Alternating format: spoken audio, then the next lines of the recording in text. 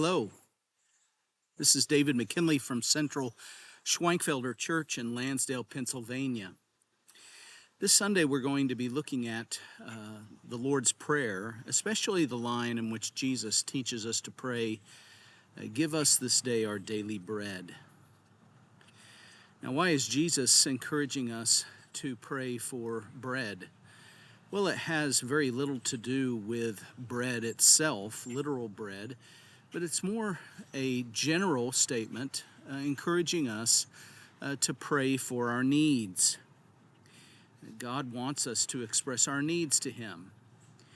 Now, this, of course, comes after Jesus teaches us to ascribe holiness to God's name, hallowed be your name, to also address Him as Father. And so there's a familial, kind, parent-like role that God serves in our lives, and we're thankful for that. And then He says, "Thy kingdom come, thy will be done." And so Jesus teaches us to pray that His kingdom would be made known and that God's will would be done on earth as it is in heaven. But then He says, pray, give us this day our daily bread. Now, it's important to note that bread was a regular part of the Middle Eastern diet back in the first century, as it probably is today.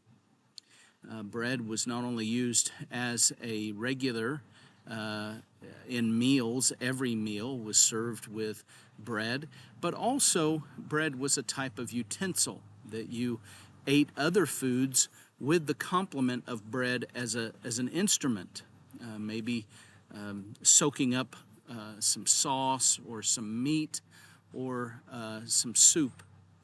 And so the whole idea here is that bread stands for our daily needs. Proverbs chapter 30, verse 8 says, "Remove far from me falsehood and lying. Give me neither poverty nor riches. Feed me with the food that is needful for me."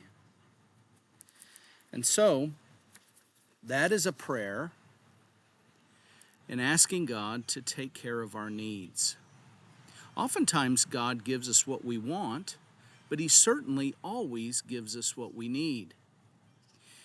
I'm also going to use as a case study for this Sunday's sermon, as we look at Jesus teaching us to pray that God would give us our daily bread, looking at the story of Elijah in 1 Kings chapter 17, how the Lord told him to go to the brook of Cherith and to wait there, for God would send the ravens and they would feed him both bread and meat, and he would be able to drink from the brook.